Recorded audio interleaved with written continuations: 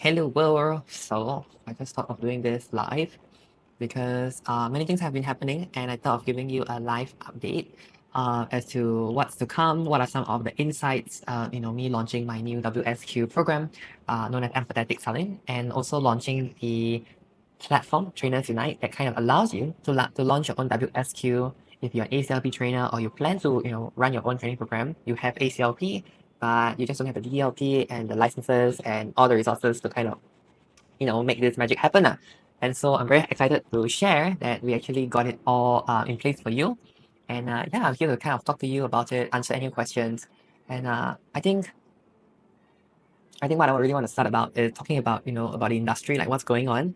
Not many people know this, but there's no data right now in the market, to kind of justify what I'm doing and why I'm doing what I'm doing. It all really started out with this passion and with this sign that, hey, if this person can do it, why can't I? And then after that, when you actually dive deep into it, then you realize it's not as simple as it seems. As much as the money is very good, but at the same time, the effort and the intention is, it kind of adds different layers to whether or not you can sleep at night. So I really just thought of giving you a very unfiltered take of what's really going on. So if we look at ISL's website, and if you are new to like ACLP, like the trainer program and stuff like that, you will know that, one, it is people are complaining it's hard to get a slot. And two, it's about 3 months full time. So it's like twice a week. And three is that even if you get the certification or the cert, right, it doesn't mean that you can start teaching. Like that's what happened with a company. Most people know who they are, but they just took in people without any subject matter expertise. And so long as you have the ACLP cert, right, you can teach.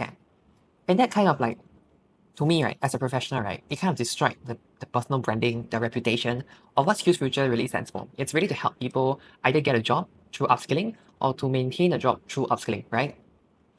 And so, looking at data and stuff, I think I suspect conservatively there's about 100 to about $200, 100 to 200 ACLP trainers graduating every single month from IL, mostly coming from the public sector, civil servants, MOE, and a very handful of people like me who come from the private sector.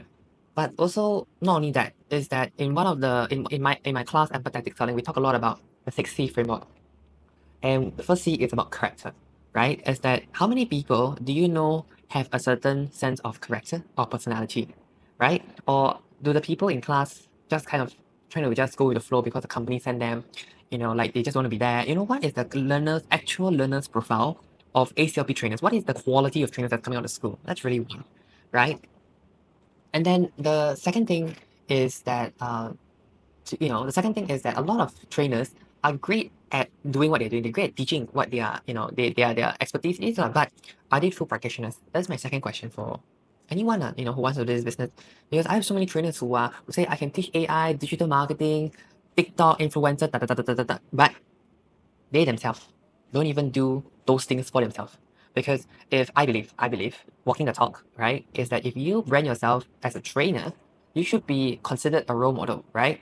And I believe that you should have certain credentials, right, to walk the talk, to answer, especially people who have been doing this for years and just want to know that little bit of information that could potentially change the entire thing, like the entire business.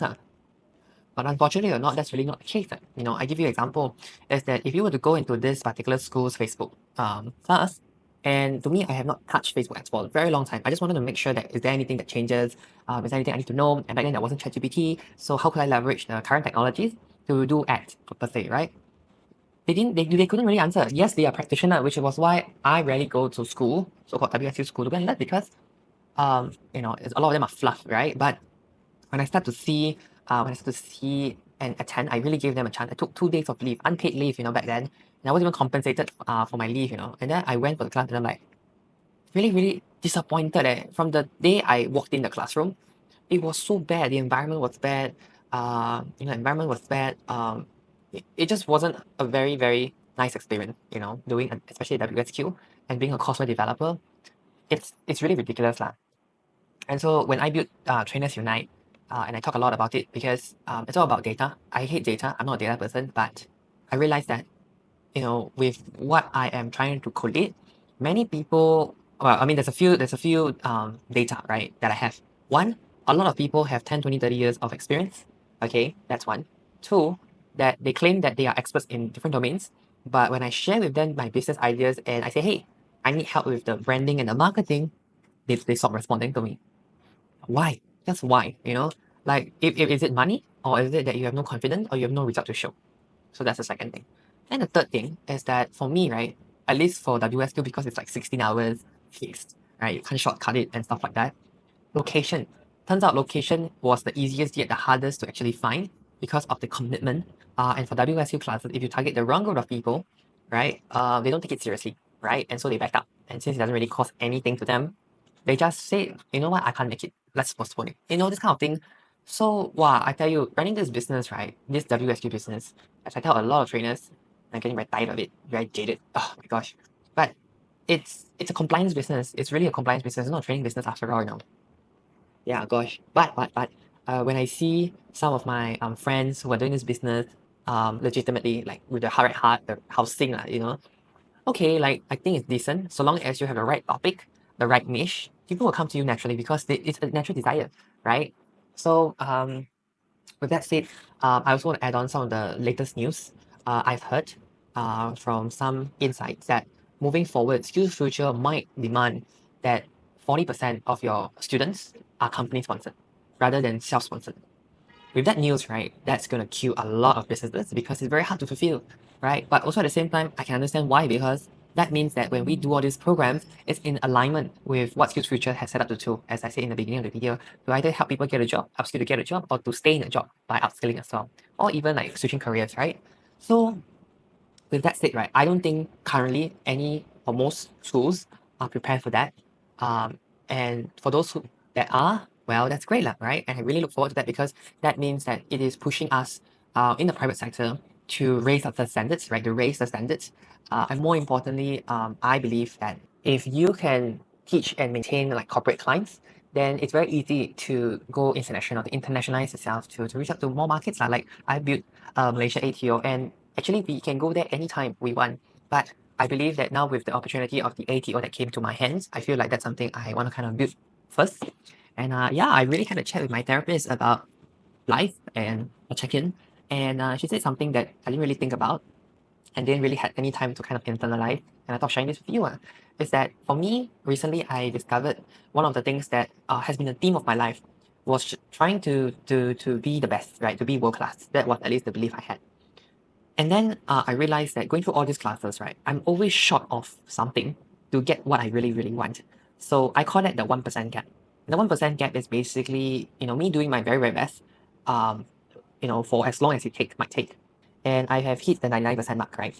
Like in a race or marathon, it's like 99%.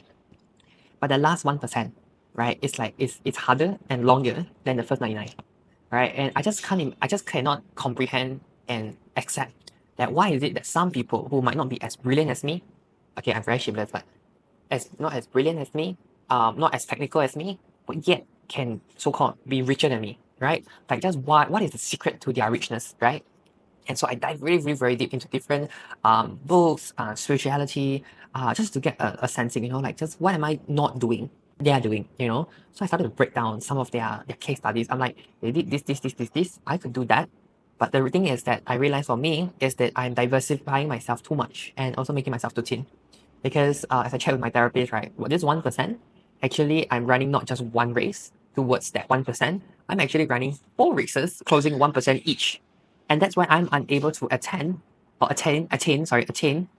last 1%, because I'm spreading myself throughout this 1%, which is already bigger and harder and longer than the first 99% times 4. And then I'm like, huh, that's pretty interesting. Never thought of that. Yeah. So uh yeah, for me, I don't know. I just feel like I feel like doing videos like this gives me an opportunity to express and share certain like insights that I think no one actually really talks about. It's been a lonely journey. It's a journey that no one really would embark on unless you are tempted to. But even if you are tempted to, not many people actually stays in it.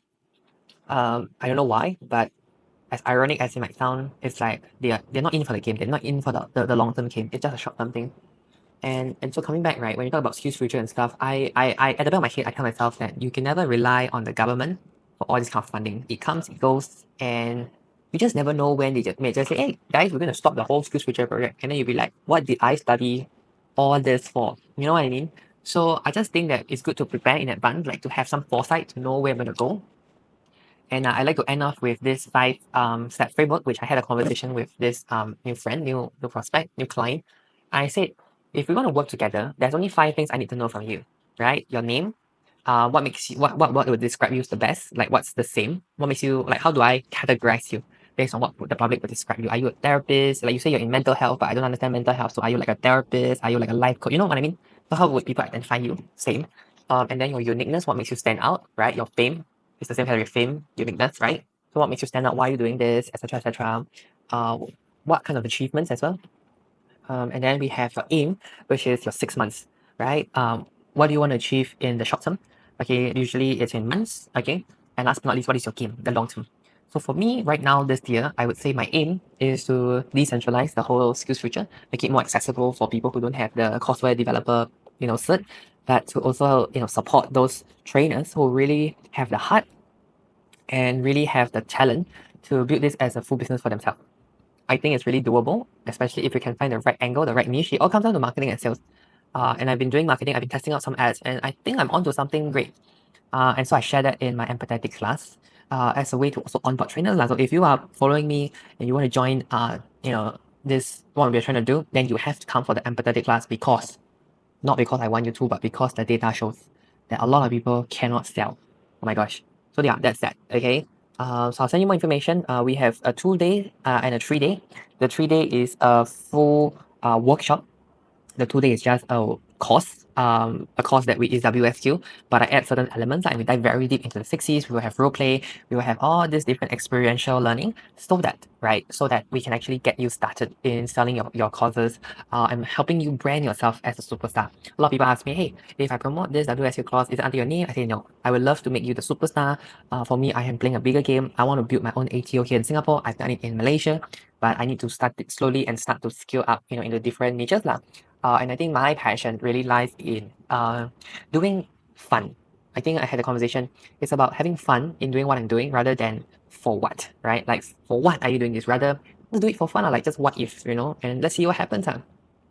So yeah, I'm very proud of myself. I got to give myself a pat on my back that, wow, like I managed to secure different partnerships, different affirmations, and also different again partners in rental, in ATOs, in building ATOs. Like I'm just getting the experience.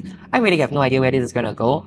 I don't know, but for me, I'm very clear. I want to get my pilot's license, so I'm doing whatever it takes to get there because it's my childhood dream. I used to fly, and I just got the chance to fly again, and so my heartstring has been pulled, and yeah, really, really excited to see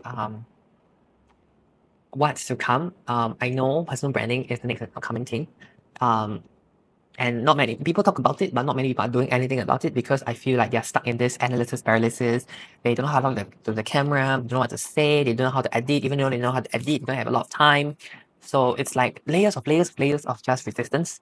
And I realized that my gift is to remove that resistance or to reduce that resistance to make it really, really simple. And especially with the help of AI, things can actually be done in a very short amount of time. So with that said, I hope this was quite insightful.